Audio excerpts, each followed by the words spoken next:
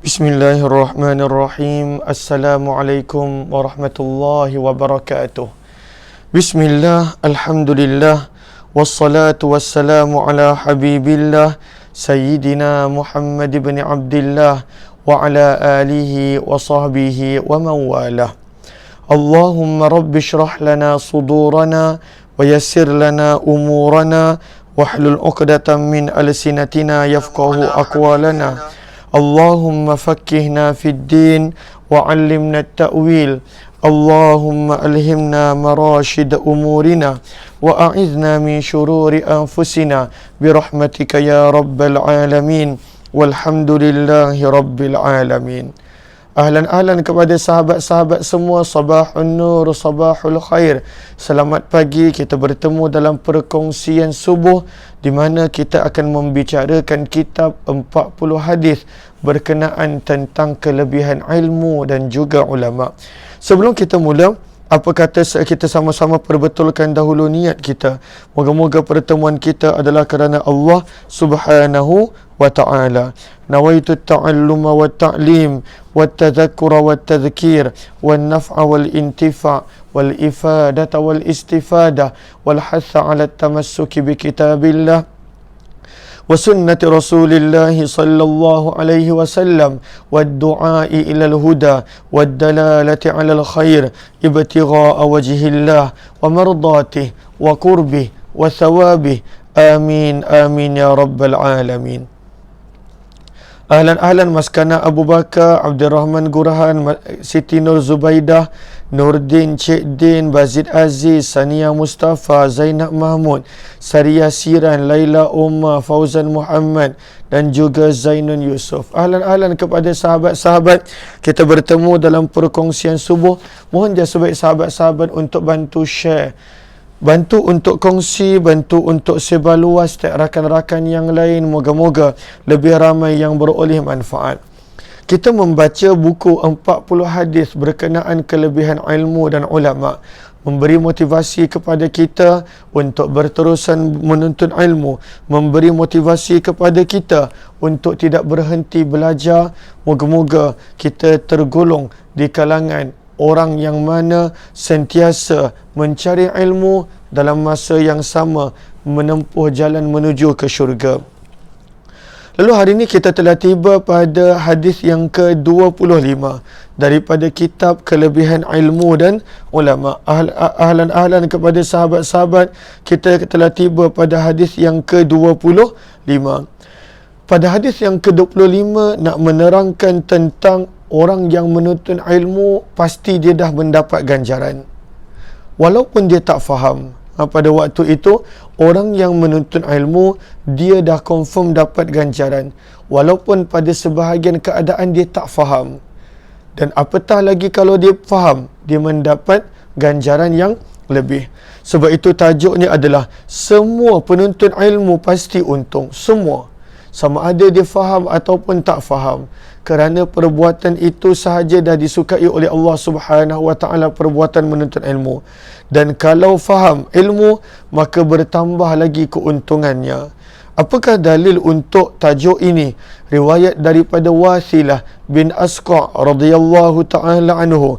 Beliau berkata, qala Rasulullah sallallahu alaihi wasallam, baginda Nabi sallallahu alaihi wasallam telah bersabda, man talabal ilma fa'adrakahu kana lahu kiflani minal ajar.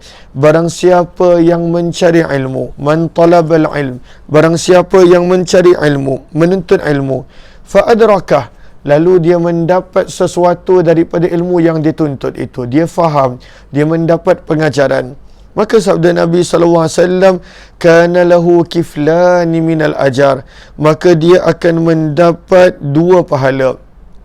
Dia dapat 2 pahala. 1 pahala untuk menuntut ilmu dan 1 pahala kerana dia faham akan apa yang dia belajar. Sabda Nabi SAW, fa illam yudrikhu, tetapi jika dia tidak mendapatkannya, sama ada dalam bentuk dia tak faham ataupun dia tak dapat, contohnya sesuatu yang dia cari tapi dia dah buat usaha, dah mulakan perjalanan ilmu, dah mula berkorban untuk ilmu, orang yang mana tak dapat daripada bahagian ilmu tersebut, tetapi dia telah mula menuntut ilmu.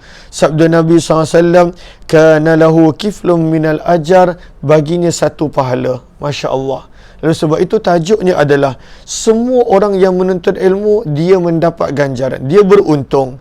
Dan walaupun dia tak faham, akan tetapi bila dia faham apa yang dia belajar, maka sebenarnya bertambah keuntungan dia. Sebab itu Nabi sebut dua untuk orang yang belajar ilmu dan dia dapat apa yang dia belajar.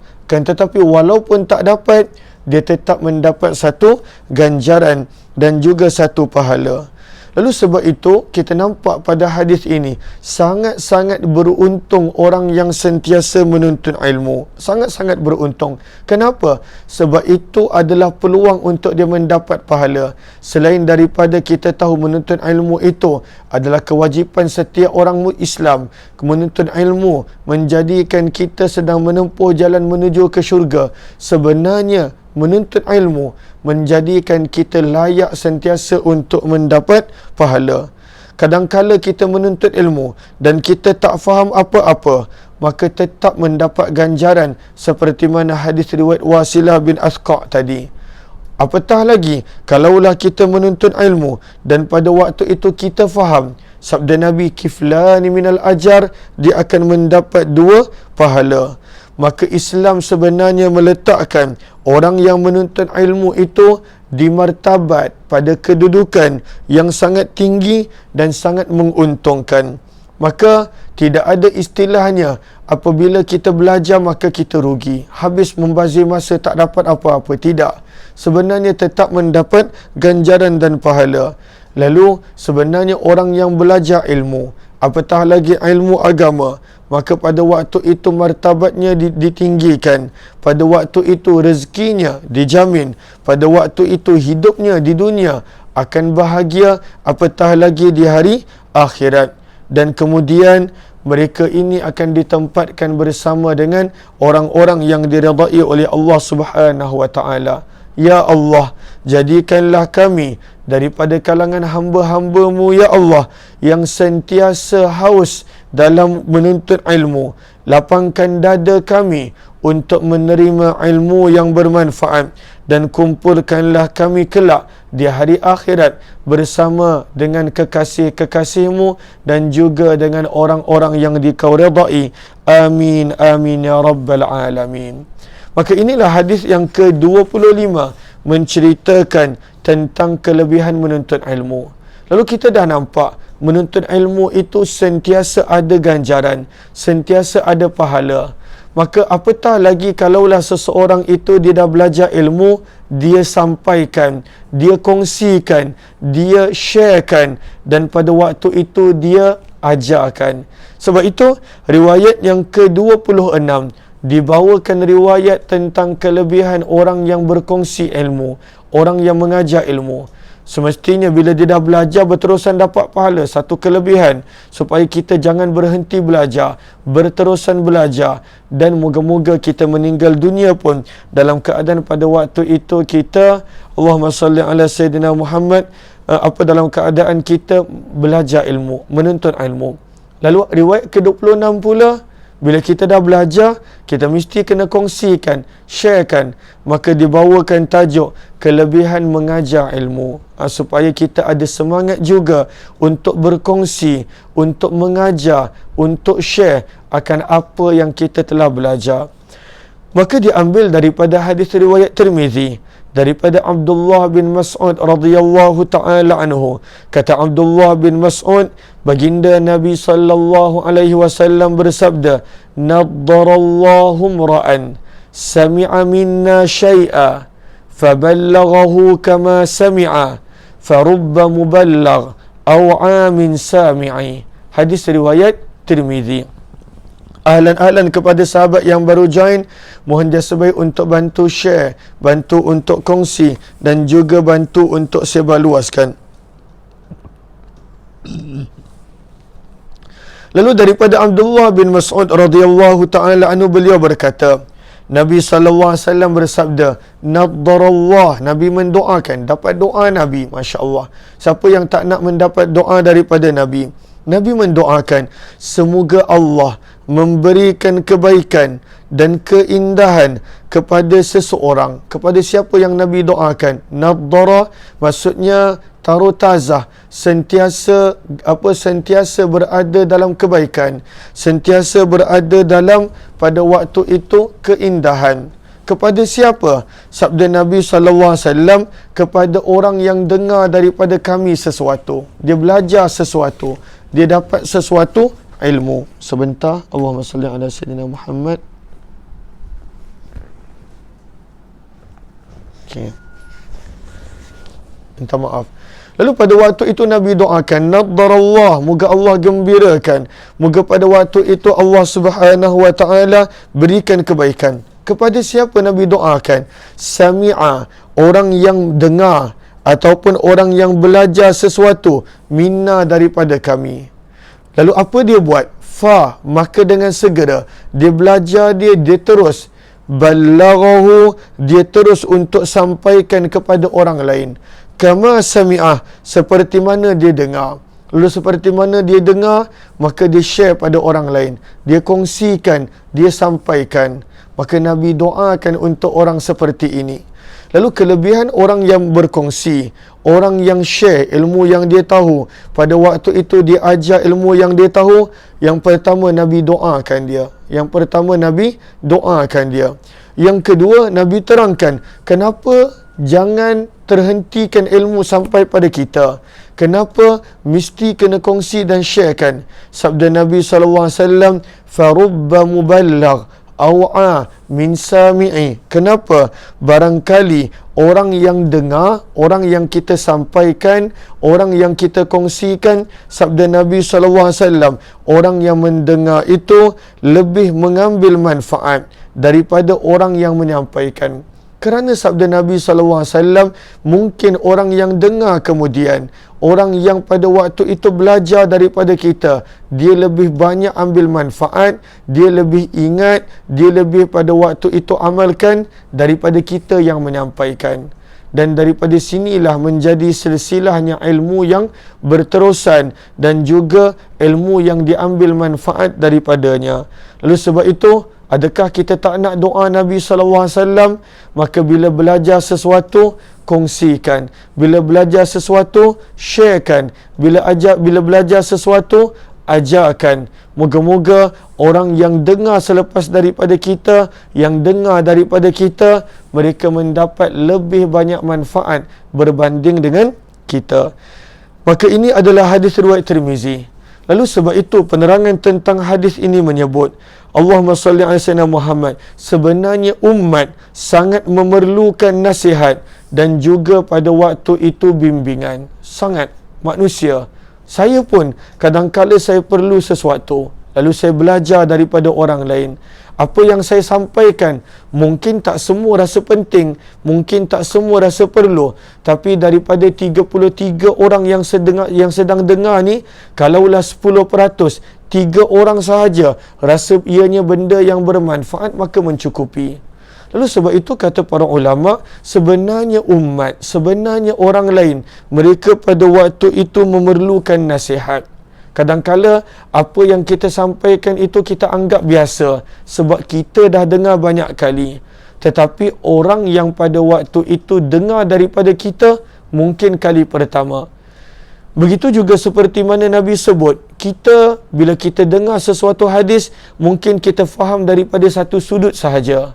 Akan tetapi orang yang kita share, kongsikan, mungkin pada waktu itu dia boleh faham daripada sudut yang berbeza. Kerana Nabi dah jelaskan, orang yang dengar kemudian, yang dengar selepas daripada kita, mungkin mereka boleh mengambil lebih banyak manfaat daripada kita yang menyampaikan. Lalu sebab itulah kita nampak, sebab itu orang yang ada ilmu jangan tinggal diam. Walaupun ilmu dia satu hadis, walaupun ilmu dia satu ayat, jangan simpan ilmu itu untuk diri sendiri. Hendaklah sentiasa share, kongsi kepada masyarakat, pimpin umat untuk melaksanakan ibadat. Pada waktu itu kita juga menjadi contoh dalam berbuat kebaikan dan juga menjadi contoh dalam memberi peringatan terhadap kemungkaran. Sebab itu kata Syekh Fahmi Zamzam pada muka surat 53. Apa kata Syekh Fahmi Zamzam? Kalaulah orang yang ada ilmu pilih untuk diam. Dia ada ilmu.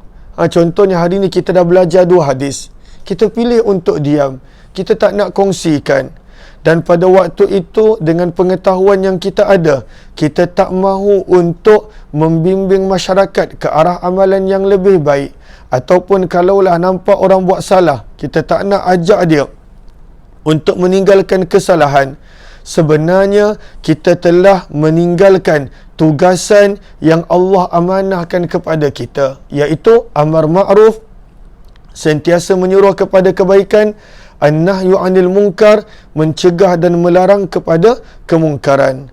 Dan mungkin juga satu hari dan mungkin juga amalan yang kita dengar. Contohnya dalam kitab Al-Azkar kita belajar banyak amalan.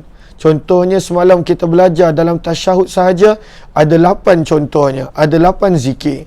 Lalu kalaulah kita nak buat semua amalan tu, kita mungkin tak mampu. Terlalu banyak amalan yang kita belajar. Contohnya kadang-kala kita belajar untuk sesuatu keadaan, ada 10 doa. Allahumma salli ala sayyidina Muhammad. Okey. Ada 10 doa. Lalu banyak mana yang kita boleh amalkan? Sebab itu kata Syekh Fahmi Zamzam, mungkin ada amalan yang mana kita hanya mampu buat satu kali, 2 kali. Ataupun daripada banyak-banyak doa, kita hanya buat 1 ataupun 2 doa. Lalu bagaimanakah caranya untuk kita amalkan dengan semua? Tetapi bila kita sampaikan kepada orang lain, maka barangkali orang yang mendengar amalan itu daripada kita akan lebih banyak lagi mengamalkannya, akan pada waktu itu lebih istiqamah mengamalkan dia. Maka pasti kita akan mendapat pahala yang berlipat ganda, keuntungan yang berlipat ganda dari sebab menyampaikan amalan yang dapat diamalkan oleh orang lain.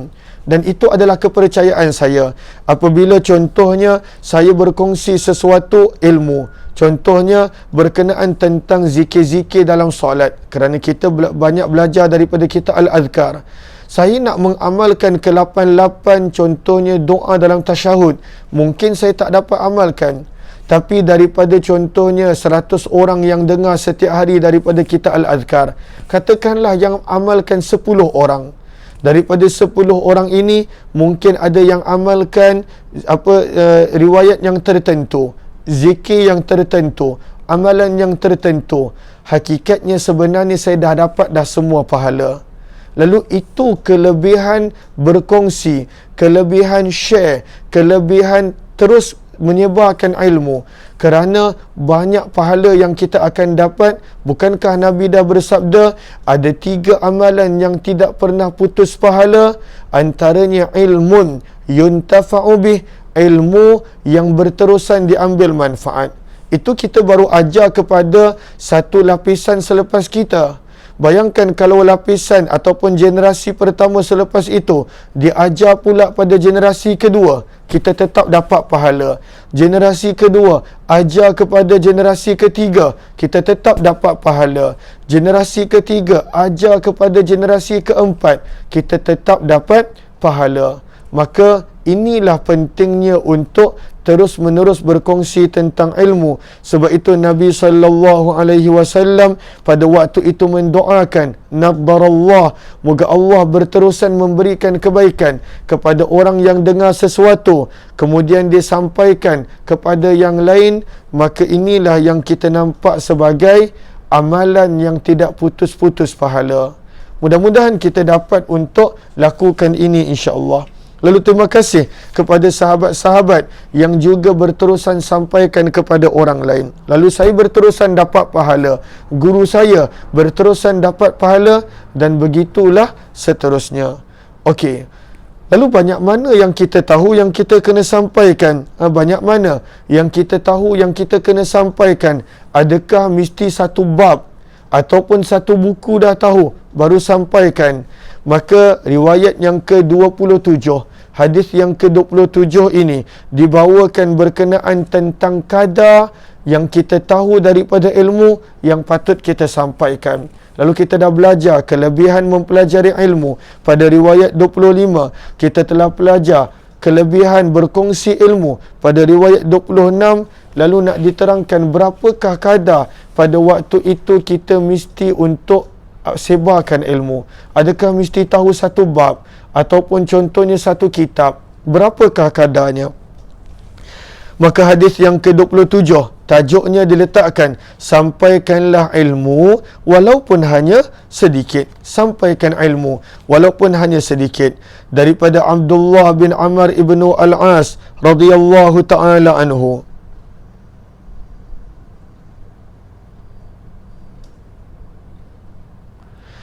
Daripada Abdullah bin Amr ibnu Al-As radhiyallahu ta'ala anhuma, beliau berkata, sabda Nabi sallallahu alaihi wasallam, ballighu anni walau ayah.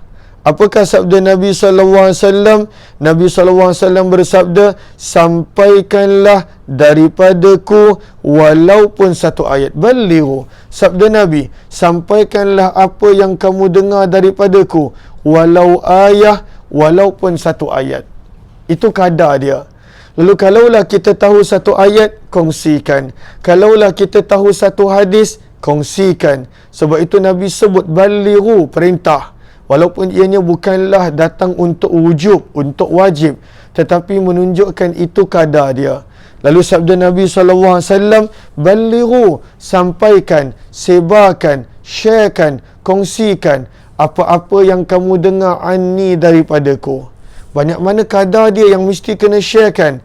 Nabi sebut walau ayah, walaupun hanya satu ayat. Walaupun satu ayat. Kita kadang-kala ilmu kita dah begitu banyak. Bukan satu ayat dah. Daripada sudut berpuluh ayat, beratus ayat. Hadis pun banyak yang kita dah dengar. Tetapi berapa banyakkah yang kita share dan kongsikan? Maka ini adalah hadis riwayat Bukhari dan juga Tirmizi. Allahumma salli ala Sayyidina Muhammad. Sebab itu kata Syekh Fahmi Zamzam, untuk setiap daripada kita menjadi ulama itu memang sangat susah. Tetapi indahnya agama, hebatnya baginda Nabi SAW, Nabi tak letakkan syarat untuk berkongsi ilmu mestilah ulama. Mesti hafal sekian ribu hadis, mesti belajar puluhan kitab. Nabi tak sebut begitu. Sebab bukan senang untuk menjadi ulama. Bukan senang pada waktu itu untuk menjadi ilmuwan. Akan tetapi, alhamdulillah, Nabi meletakkan kadarnya adalah sangat sedikit. Kadar yang minima, iaitu apabila Allah berikan kepada kita sesuatu ilmu. Kadar dia banyak mana? Sabda Nabi, walau ayah, walaupun satu ayat, maka hendaklah kita amalkan, kita bawakan dalam kehidupan. Dan dalam masa yang sama, jangan lupa pesanan Nabi, balighu, sampaikan, sebarkan, kongsikan apa yang kamu tahu, walaupun satu ayat. Sebagai contoh, Syekh Fahmi Zamzam memberikan contoh pada muka surat yang ke-55. Misalnya, kita boleh membaca surah Al-Fatihah dengan elok, walaupun tak perfect, dan sebenarnya tak ada manusia yang sempurna. Contoh, kita boleh belajar surah Al-Fatihah dengan baik. Maka pada waktu itu, kita dapat amalkan dia. Kita dapat membawa Al-Fatihah bacaan yang baik itu dalam solat. Tetapi sebenarnya, ada satu lagi perkara penting yang kadang-kala kita lupa nak buat. Apakah dia? Ajar orang lain pada waktu itu tentang Al-Fatihah yang kita dah tahu tadi. Ajar. Dan ajar, kena ingat, ajar mestilah seperti mana Nabi sebut, bil hikmah, dengan penuh hikmah, wal mau'izatil hasanah, dan juga dengan penuh nasihat yang baik. Kongsikan. Lalu kongsikan contohnya, nak baca Al-Fatihah bagaimana, nak baca dengan tajwid bagaimana. Kongsikan, sharekan. Kerana kita dah ada satu ilmu. Dan Al-Fatihah bukan satu ayat, 7 ayat. Lalu kongsikan, sharekan, sebarluaskan. Kenapa? Supaya pada waktu itu ilmu itu akan berterusan, dapat diambil manfaat. Maka begitulah seterusnya. Orang yang kita ajar pula, dia ajar pada orang lain. Orang ni ajar kepada orang lain. Inilah indahnya Islam pada waktu itu, saling tegur menegur. Sebab itu firman Allah, wa dzakir, berterusanlah pada waktu itu untuk memberi peringatan. Kenapa? Sebab peringatan pada waktu itu menjadikan bermanfaat untuk orang yang beriman. Macam kita juga, bila kita contohnya share, contohnya Al-Fatihah, contoh tadi Al-Fatihah. Okey, kita Al-Fatihah pada waktu itu kita baca dah bagus. Maksudnya, okey, Alhamdulillah, solat pada waktu itu sempurna, bacaannya elok. Dan bila kita ajarkan, lagi banyak kita ajar. Sebab ayat Al-Quran sebut, berkongsi itu memberi manfaat kepada orang beriman. Lalu contohnya, saya ajar Al-Fatihah tadi pada orang pertama. Maka cabaran dia lain. Mungkin orang ni ada bahagian yang dia susah nak sebut. Tapi bila saya ajar pada 2 orang, lagi banyak pengalaman saya dapat. Bila saya ajar pada 3 orang, lagi banyak manfaat saya dapat. Saya yang berkongsi ilmu ni lagi banyak manfaat. Orang yang dengar tu dia ada manfaat sendiri. Bayangkan kalaulah seseorang itu dengan Al-Fatihah yang dia tahu, dia ajar kepada 50 orang. Lagi ilmu itu akan kuat. Lagi pada waktu itu dia tahu nak sampaikan daripada sudut yang bagaimana, daripada perspektif yang bagaimana. Kanak-kanak mungkin cara dia berbeza, kawan-kawan cara dia berbeza, sahabat cara dia berbeza. Itulah yang dimaksudkan dengan berterusan memberi peringatan, kita dapat manfaat. Daripada sudut contohnya, lagi banyak orang kita mengajar, lagi banyak pada waktu itu cara mengajar, cara berkongsi, cara share, hikmah yang kita boleh dapat daripada kehidupan. Allahumma salli ala Sayyidina Muhammad wa ala ali Sayyidina Muhammad. Sebab itu kita nampak, bila seseorang tu dia dah mengajar contohnya bertahun-tahun, dia ada skill, ada kemahiran yang mana pada waktu itu kita tak ada. Sebab daripada pengalaman itu menjadikan ilmu dia lagi kuat. Ilmu dia pada waktu itu lagi hebat, dan pada waktu itu lebih kuat ingatan dia, lebih banyak manfaat yang dia sendiri dapat daripada ilmu tersebut. Macam contoh apa yang saya buat tentang sirah. Saya ajar daripada satu kitab, contohnya Ar-Rahiqul Maktum. Kemudian saya ajar pula daripada kitab yang kedua, daripada contohnya Kelahiran Teragung. Macam contoh waktu malam, saya ajar pula daripada kitab yang ketiga, contohnya adalah Al-Mukhtasar fi Sayyidil Bashar, ringkasan penghulu ringkasan hidup penghulu segala manusia. Lalu daripada situ sebenarnya saya yang dapat manfaat. Lebih banyak penambahan bacaan pada waktu itu, lebih mendalam pengetahuan. Itulah contoh sebenarnya bila kita mengajar, kita yang dapat manfaat lebih daripada orang lain. Lalu sebab itu jangan berhenti kongsi. Dan Nabi dah letakkan, ianya adalah sekurang-kurangnya 1 ayat kita tahu, kongsikan. Apatah lagi kita mengetahui lebih daripada 1 ayat. Hadis yang ke-28, riwayat yang ke-28.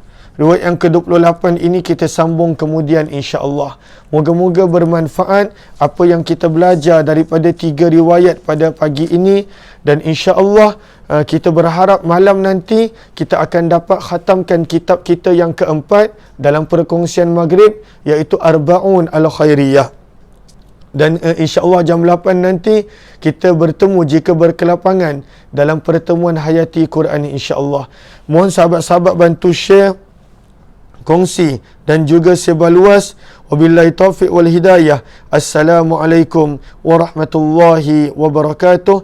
Jazakumullahu khairah. Terima kasih di atas segala perhatian yang diberikan.